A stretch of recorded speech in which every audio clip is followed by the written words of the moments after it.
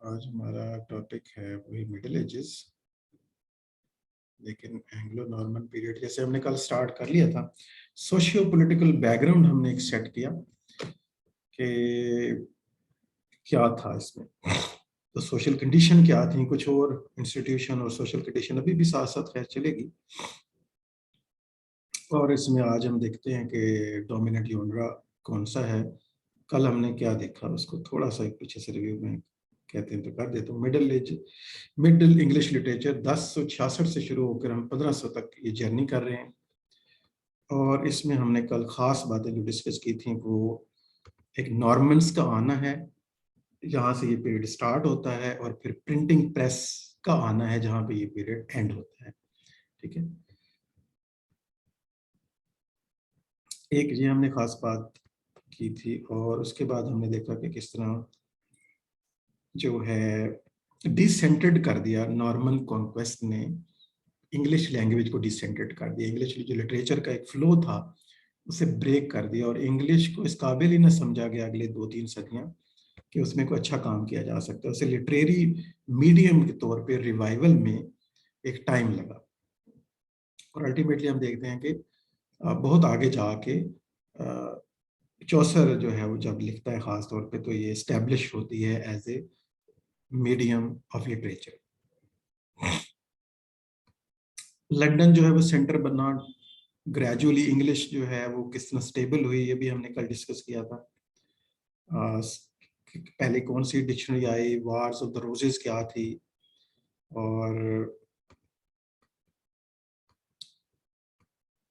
Printing press, और ये सारी चीज़ें हम कल इन पे बात कर रहे थे। और किस तरह फ्रेंच का जो असर हुआ लैंग्वेज के ऊपर, वोकेबलरी खास तौर पे हम देखते हैं कि दो बड़े सोर्स हैं वोकेबलरी के इंग्लिश के इस वक्त जो है वो लैटिन और फ्रेंच है।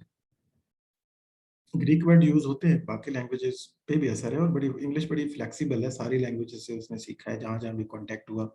कॉलोनाइजेशन पीरियड के दौरान खास तौर पे बहुत ज़्यादा वर्ड्स जो हैं ऐड हुए हैं, लेकिन जो दो बड़े सोर्स हैं वो लैटिन और फ्रेंच है। लैटिन उनकी जो कि रिलीजन की लैंग्वेज है, क्लैरिकल लैंग्वेज थी।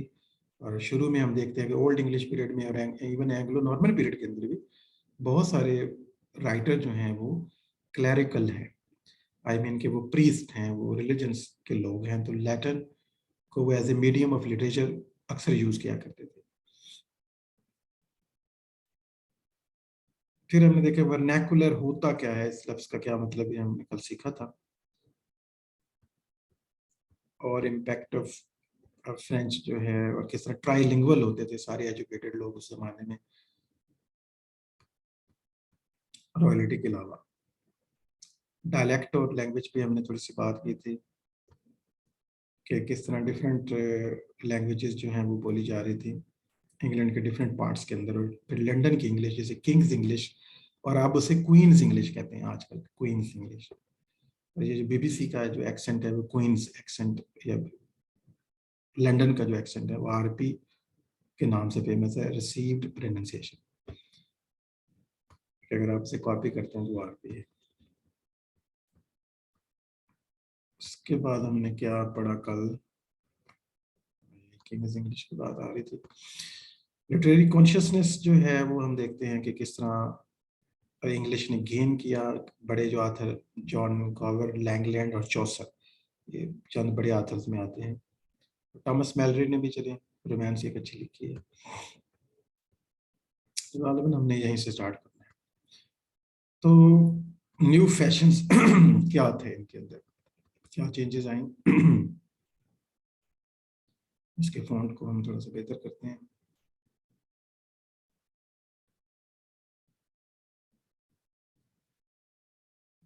ठीक है। So the arrival of the Romance language came new literary forms and the humanism of the 12th century Renaissance। क्योंकि आपको ये पता होना चाहिए कि यूरोप में 12th सेंचुरी ऑनवर्ड जो है डिफरेंट एरियाज में रेनेसां स्टार्ट हो गया था। इंग्लैंड में बाकायदा से रेनेसां अभी नहीं आया है इस टाइम तक, लेकिन उसके असरात यकीनन आए होंगे। ह्यूमनिज्म के साथ वो बिलोंग करते हैं। ह्यूमनिज्म क्या है, रेनेसां क्या है, इस पर हम, जो कि ये अगली एज है हमारी, वहाँ पे ये बड़ी इंपॉर्टेंट चीज़ें हैं, वहाँ ये क्लियर हो जाएंगी आपकी। तो क्या हुआ जी, first Norman and then Gothic churches arose in England, यानी नॉर्मन का जो इफेक्ट आया वो उनके आर्किटेक्चर पे भी आया, उनकी लैंग्वेज पे आया, उनकी सोशल फैब्रिक पे आया, ओवरऑल जो इंग्लिश लाइफ है उसके ऊपर आया। Poems were about knights and then about knights and ladies, ठीक है।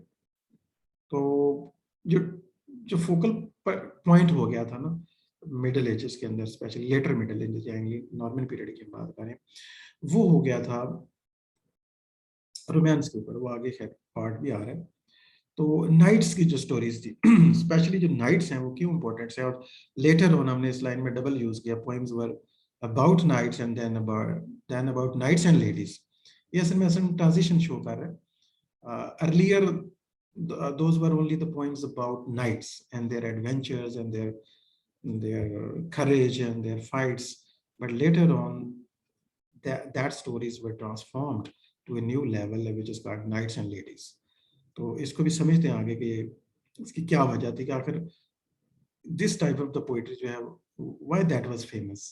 क्या इसके पीछे भी जैसे हमने कहा सोशियो पॉलिटिकल रीजंस होते हैं, कहीं पावर कंट्रोल करती थी? तो जवाब है yes. Writers had to be maintained either by the church और by the secular patrons who spoke French, ठीक है। तो ऑथर्स जैसे आज तो बुक लिखते हैं तो चलिए पब्लिक बाय करते हैं तो उनको पैसे मिल जाते हैं। ओल्डर टाइम्स में जो राइटर हुआ करते थे उनको एक कोई ना कोई पैटर्न्स चाहिए होते थे जो उन पे इन्वेस्ट कर सके, जो उनको कुछ पैसे दे सके ताकि वो अपनी जिंदगी को चला सके।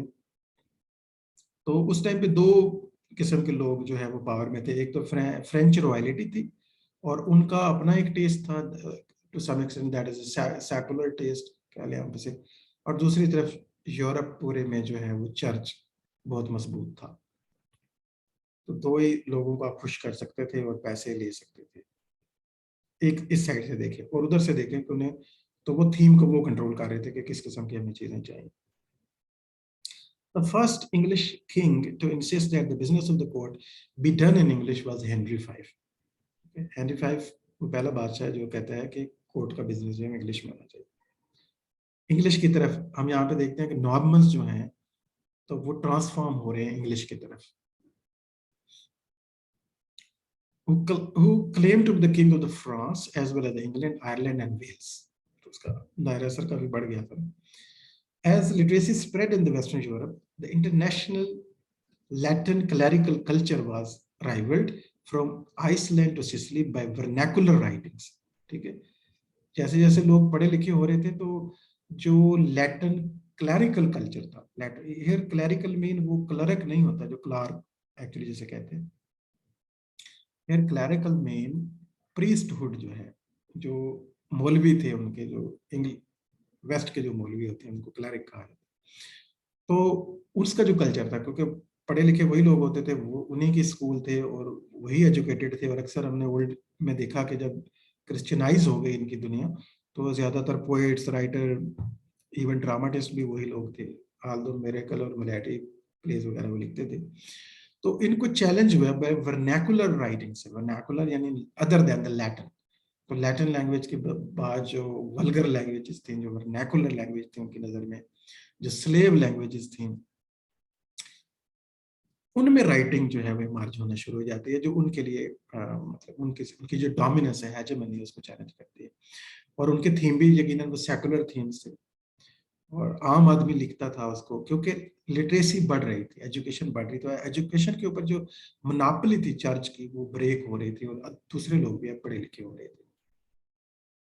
हाल तो इसमें भी चर्च का ही रोल है कि उन्होंने स्कूल शुरू में कायम किए, ठीक है, और उन स्कूलों से फिर आहिस्ता आहिस्ता वो सेकुलर स्कूल बनते गए। जैसे आगे हम देखेंगे कि ऑक्सफोर्ड और कैम्ब्रिज यूनिवर्सिटी जो है ना, इनिशियली ये स्कूल थे, ऑक्सफोर्ड स्कूल कायम किया गया, बाद में वो यूनिवर्सिटी का दर्जा उसे दिया जब मिला। तो वो भी एक रिलीजियस मोनास्ट्रीज थी, ठीक है। 20वीं सेंचुरी से पहले तक कहा जाता कि ऑक्सफोर्ड में जो टीचर अपॉइंट किए जाते थे उनका लाजमी था कि वो शादीशुदा ना हो। कोड था एक पुराना। Writers and the readers were mostly men, but some of the new vernacular literature, religious and non-religious, was written for women who had the time to read but knew no Latin. ठीक है, जहाँ पे social fabric में जो change आ रहा था वो ये था कि ख़वातीन भी अब पढ़ना लिखना सीख रही थी, हाल उन्हें स्कूल में जाने की इजाज़त नहीं थी, यूनिवर्सिटी में भी जाने की इजाज़त नहीं थी। और वो तो आपको पता है कि जेन ऑस्टन भी नहीं गई, आगे अभी ढेर सारे साल पड़े हैं, कई 100 साल पड़े हैं जब इजाज़त मिलेगी ख़वातीन को यूनिवर्सिटी में एडमिशन मिलेगा। जेन ऑस्टन में भी घर में खुद से ही पढ़ा। और जॉर्ज एलियट, मैरियन एवन उनका नाम था, उन्होंने जॉर्ज एलियट नाम से नावल लिखे, मेल नाम से, क्योंकि फीमेल जो है वो पढ़ी लिखी होती भी नहीं थी और ये समझा जाता था कि वो तो नाक़िसुल अक़ल हैं, तो इतनी फिलासफिकल बातें वो कैसे कर सकते हैं। तो रिलीजन की जो फैलाई हुई मिथ थी ना, ये उस वजह से था सब। लेकिन खुद से जो है ना ख़वातीन सीख रही थी, लेकिन अगर वो सीख रही थी तो क्या सीख रही थी, लैटिन तो नहीं सीख रही थी, वो इंग्लिश जो है वो जानती थी। और उनमें से कुछ लोगों ने लिखा भी, जैसे कि some of these vernacular books were about, as well as for women, a few were by women, for example, Mary de France and Julian of Norwich. तो कुछ राइटर हैं ऐसे, ऑल दो इनकी राइटिंग जो है ना स्पिरिचुअल राइटिंग है, ठीक है, वो मिस्टिक टाइप राइटिंग है, उनकी मजहबी थीम ही थे, और उसी वजह से थोड़ा बहुत उनको शायद उन्होंने लिखा, तो ज्यादा बुरा चर्च ने नहीं मनाया, कोई अप्रिशिएट भी नहीं किया खास, लेकिन चलें कुछ जगह मिल गई उनको। तो epic and romance, तो epic was the dominant genre in the previous age, previous in the sense के even older English में भी आप देखते हैं कि वो पैगन थे, तो ये उससे भी पीछे जाए तो epic dominant है, रोमन एरा में और ग्रीक एरा में भी बहुत ज्यादा फेमस थी। The change in literary sensibility after 1100 is often characterized as a change from, note करने वाली बात है, epic to romance, ठीक है, एक नया genre इमर्ज होता है रोमांस से। एपिक का जो है वो अब टाइम खत्म हो गया, कोई बड़ी एपिक नहीं लिखी गई लेटर में इस एज के अंदर, जिसे हम ग्रेट एपिक कहेंगे, जैसे वर्जल की एनियड थी, या होमर की इलियड और ओडिसी है, या बेओवल्फ है, वो स्टैंडर्ड के नहीं, छोटी मोटी पोइम तो लिखी गई। तो रोमांस जो है एक जॉनरा हमारे सामने आता है, रोमांस एपिक से ट्रांसफर होकर मिडिल एजेस की खास बात है उसके रोमांसेस, उसके लिए वो फेमस है। So kind of medieval story. Romance क्या है, try to understand it. Originally from stories written in Romance or vernacular French, ठीक है, रोमांस वो लैंग्वेजेस हैं जो vernacular लैंग्वेज को भी कहते हैं। So romance is also the adjective for the languages deriving from Latin. अब इस वर्ड के ना ढेर सारे मीनिंग है, आपने समझना है, पोलिसीमी बन गया ये, तो ऐसा वर्ड जिसके ढेर सारे मतलब होते हैं। medieval स्टोरी एक जनरल सा मीनिंग है, और romance means as an adjective about the languages, ठीक है, जो डिराइव्ड हैं फ्रॉम लैटिन, वर्नाकुलर्स जो लैटिन की वर्नाकुलर्स, जैसे फ्रेंच है, पुर्तगीज, स्पेनिश, तो हम इनको कहते हैं कि ये जो है ना रोमांस लैंग्वेजेस हैं। Romance languages in the sense driven from Latin.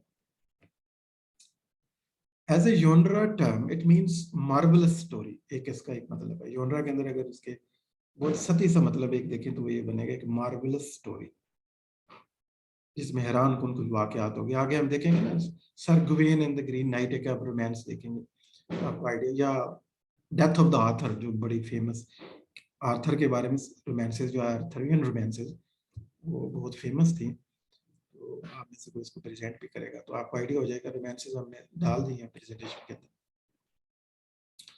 So in a sense, it is a marvelous story. Its adjective is also romance to avoid confusion with romantic. यहाँ फर्क करना है अपने रोमांटिक से भी, क्योंकि रोमांटिक का मतलब है late 18th century term for the writing which imitates medieval romances, although the use of the romance for the love story is the modern association. और रोमांस का जो मॉडर्न एक आम मतलब आम आदमी के लिए क्या, रोमांस मीन लव स्टोरी, ठीक है, मैन और वुमन के दरमियान जो लव स्टोरी है हम उसको कहते हैं ये रोमांटिक स्टोरी है, ये रोमांस है। और रोमांटिक एक मूवमेंट भी थी 1798 में, जो book I lyrical ballads by Wordsworth and master जो है वो S T college, that is also manifesto, उसका जो प्रेफिस है manifesto for the romantic movement, ठीक है, वो एक क्लासिकल और रोमांटिक एक अलग डिबेट है। उस ट्रेंड को हम उस टाइम पे आने वाले वक्त के लिए छोड़ देते हैं। यानी अभी हम कह सकते हैं कि रोमांस का एक मतलब, romance languages as an adjective लगेगा तो पता चल जाएगा क्या मतलब है। We are talking about languages, romance language, ठीक है। Romance as a story, modern term as a love story, और रोमांस एज ए जॉनरा अगर हम कहेंगे तो वो एक एक कहानी है, marvellous story about knights and ladies, specially about knights होती थी, कहानी में नाइट होना जरूरी है। Arthur if he was historical, Arthur एक कैरेक्टर है जी, ब्रिटेन का ओरिजिनल एक कैरेक्टर है। नहीं पता कि ये सच में था, कोई शख्स शायद बादशाह गुजरा हो, तो लोग उसे लाइक करते हैं तो उसके बारे में फिर स्टोरीज बन जाती हैं। जैसे अलेक्जेंडर की रोमांस अब आ चुकी हैं, बड़ी बड़ी पढ़ने वाली है रोमांस ऑफ अलेक्जेंडर, आप पढ़ें तो बहुत कुछ जानेंगे, बाद में पढ़िएगा कभी पेपर शेपर देगा। तो अब रोमांस वो स्टोरी बन गई, उसके एडवेंचर्स होंगे, उसमें हैरान कुन वाकयात और मार्वलस किस्म की स्टोरी होगी। ओरिजिनल अब हिस्ट्री तो नहीं होगी लेकिन आर्थर अगर ओरिजिनल है तो Arthur defeated the pagan Saxons. अब पैगन सैक्सन्स यहाँ पे क्योंकि एंग्लो सैक्सन जो ना वो ढेर सारे वो पता है आप बुतों की पूजा करते हैं, तो उन्हें पैगन दिया है कि सेंस जो क्रिश्चियन सेंस में जब हम इसको लिखते हैं तो फिर ऐसे बात करते हैं। इन ए बैटल ऑफ मोन्स बैटलनेकस, तो एक लेजेंड है, आगे हम देखेंगे ये कौन सी बुक से आ रहा है, ये नीचे बुक एक आ रही है, कोई इतनी वो अथेंटिक बुक नहीं है, और खुद एक रोमांस है। तो उसे हवाला है कि आर्थर ने शायद रोका था जो सैक्सन एंग्लो सैक्सन की इन्वेजन थी ना ब्रिटेन के ऊपर, हाल तो वो नहीं कामयाब हो सका यकीनन, तभी एंग्लो सैक्सन रेस हम इनको कह रहे हैं। The Arthur of the literature, Arthur of literature की हम बात करें, Arthur not historical character but literature, belongs to the age of chivalry and the crusades after 1100, ठीक है। तो अब ये जो एज है इसकी और एक सोशल एक एलिमेंट हमारे सामने आता है, बल्कि हम इस सवाल के जवाब की तरफ भी हमें जाने वाले हैं कि आखिर रोमांस का जो जनरा है वो सोशल पॉलिटिकल स्ट्रक्चर उसको क्यों सपोर्ट कर रहा था, क्योंकि हमेशा सोशल पॉलिटिकल स्ट्रक्चर कंट्रोल करता है किस जनरा ने आगे बढ़ना है और किसने नहीं।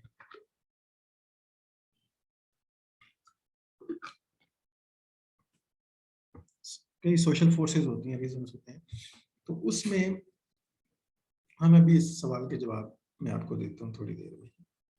तो आर्थर का जो है ना एक शिवलरी, एज ऑफ शिवलरी भी हम इसको कहते हैं, क्रूसेड्स भी हो रही थी एक साइड के ऊपर, जो क्रिश्चियन की होली वार थी for the liberation of the यरूशलेम, और उनका ख्याल था कि मुसलमानों ने वहां कब्जा कर लिया, तो उसकी आज़ादी की जो लड़ाई थी वो लड़ रहे थे, उनको क्रूसेड्स कहते हैं, आप जानते होंगे यकीनन। तो शिवलरी क्या है हम सबसे पहले इसको समझते हैं, क्योंकि this is the code about knighthood, the medieval knightly system, yani chivalry is the medieval knightly system with its religious, moral and social code. तो पूरा एक ये कोड का एक सिस्टम है कि कैसे बिहेवियर होना चाहिए, क्या आपके फेथ होना चाहिए, आपने सोशली कैसे कंडक्ट करना है। तो एक शिवलरी जो है एक मॉरल कोड है, एक नाइट्स का ये कोड है, तो वो किस तरह से होंगे तब आपने नाइट डिक्लेयर करेंगे। मिडीवल एज की बात हो रही है, मॉडर्न नाइटहुड ज़ाहिर चेंज हो गई। अब जो इंग्लैंड को सर्व करता है उसको सर का वो टाइटल दिया जाता है, लेकिन उस टाइम पे सर लिखा जाता था नाइट के साथ से, और उस वो प्रॉपर उसका कोड होता था, कोड ऑफ कंडक्ट होता था, जिसे उसे फॉलो करना होता था। और वो नीचे शायद मैंने आगे दिया, थोड़ी देर देर के बाद वो भी आपके सामने आ जाता है। तो वो हिस्ट्री की बुक जहाँ पे हम आर्थर और इसके बैकग्राउंड को जानते हैं इन चीज़ों के बारे में, the Latin Historia Regum Britanniae by Geoffrey Monmouth. अब जो जेफरी मनमोथ है, ये जेफरी चौसर नहीं है, एक तो ये आपने फर्क करना है, ठीक है। और इसने हिस्ट्री की बुक लिखी है, द लैटिन हिस्टोरिया रेगम ब्रिटानिका, ठीक है। अब इस बुक की कुछ अहमियत है, आल्दो ये बुक जो है वो हिस्ट्री का नाम तो उसने दिया है, लेकिन बिल्कुल कमरे में बैठ के सोच सोच के हिस्ट्री उसने लिखी है, एक फैंटेसी है, फैंसी है, जैसे हमारे यहाँ हिस्ट्री लिखी जाती है, सोच के फैंसी करके।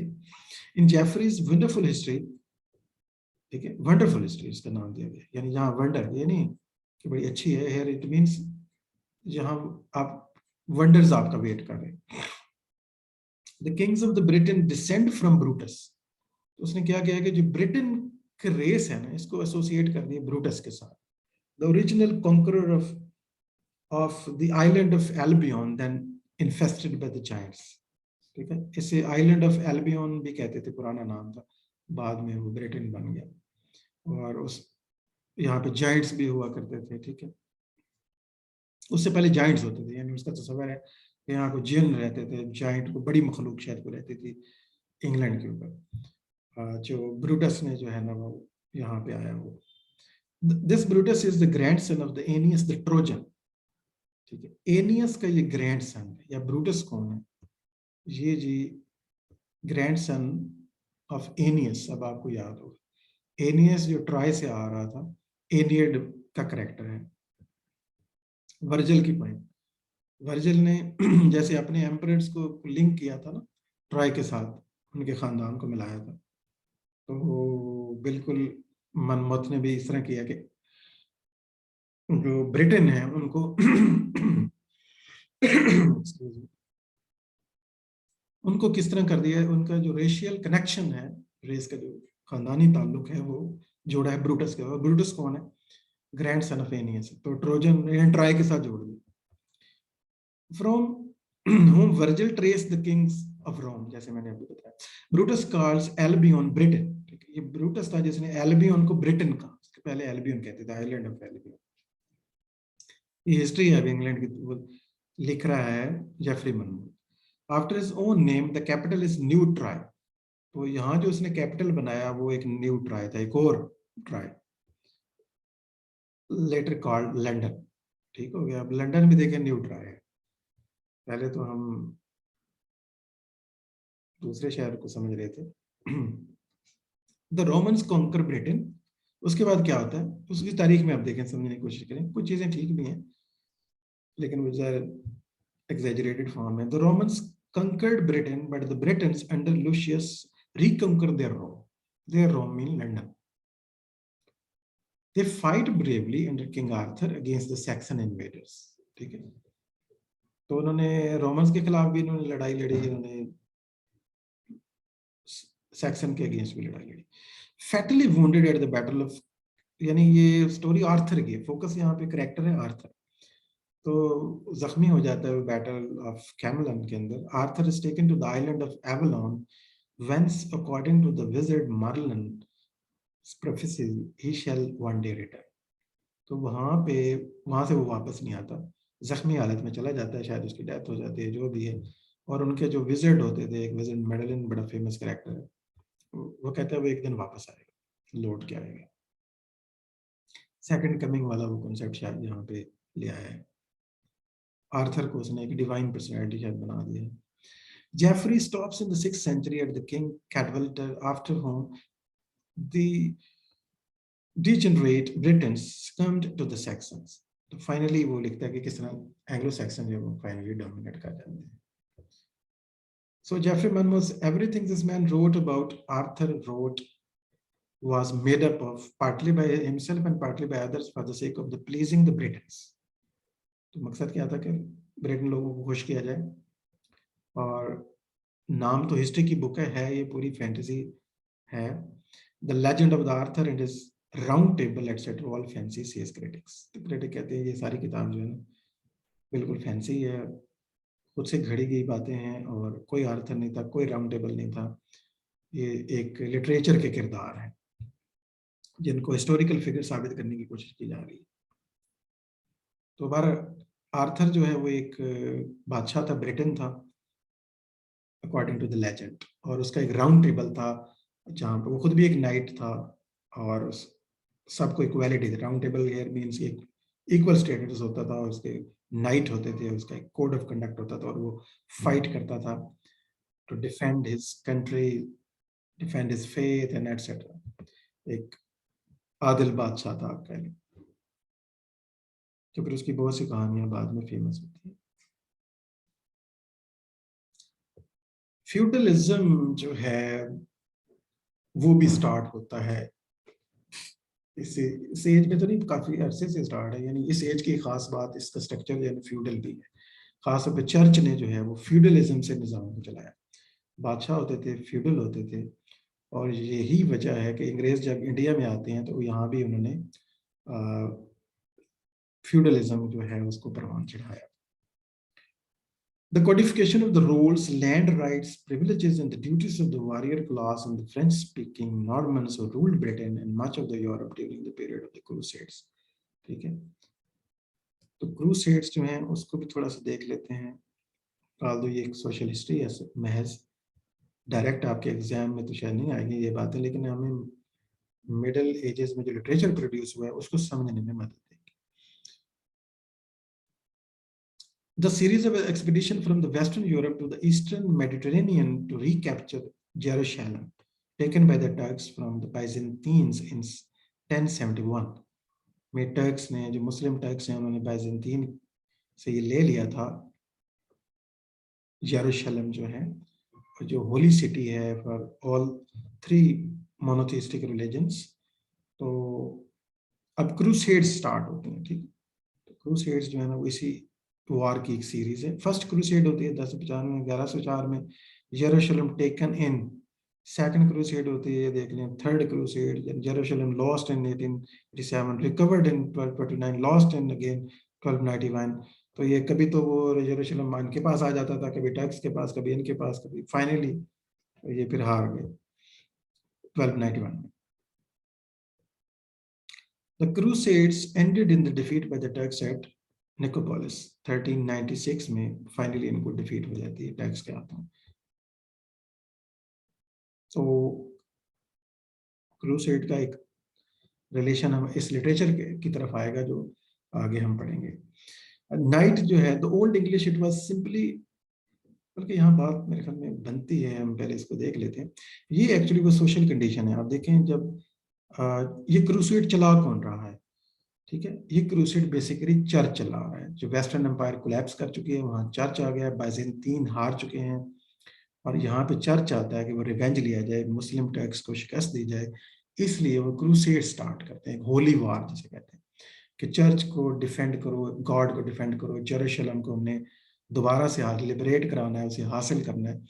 तो अब जो इस चीज को, इस जज्बे को कैसे अवाम में स्प्रेड किया जाए, तो उन्होंने जो है ना वो नाइट और नाइटहुड को जो फैलाया इस कॉन्सेप्ट को। और इसके लिए सबसे बेस्ट जो फॉर्म थे उस जमाने में, मीडिया उस तरह से तो नहीं होता था, आपको पता है, जैसे आज हो सकता है। तो प्रोपेगेंडा का एक बहुत अच्छा तरीका था, वो था रोमांसेस, ठीक है। तो ऐसी रोमांसेस लिखवाई गई, stories about knights, about their adventures, के लोग जो है ना इस तरफ आए और वो इस जंग में पार्टिसिपेट करें, बल्कि उनके काज को सपोर्ट करें।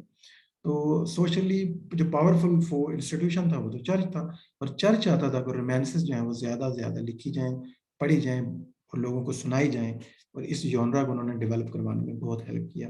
स्पेशली अबाउट रिलीजन होना चाहिए, नाइट होना चाहिए, उसके रिलीजियस वार्स होने चाहिए अगेंस्ट हीथन्स, अगेंस्ट पैगन्स, अगेंस्ट मुस्लिम्स। तो इवन चौसर में जो नाइट है वो उसकी भी लाइनें पढ़ते हैं कि वो क्रूसेड्स में पार्टिसिपेट करके आ रहा होता है उसको। तो ये एक वजह थी कि उस सोशल फैब्रिक के अंदर, सोशल सेटअप के अंदर उस टाइम में जो सोशल पावरफुल क्लास थी, यानी जो इंस्टीट्यूशन था वो चर्च था, और बादशाह को भी वो हटाते लगाते थे, इतने पावरफुल थे। तो उन्होंने रोमांस जो है उसको इनकरेज किया, और इनिशियली जो रोमांस थी वो स्टोरी ऑफ नाइट ही होती थी। So knight जो है, the old English it was the simply a boy or youthful warrior. Knight began to acquire its modern sense only after the success of the mounted warriors.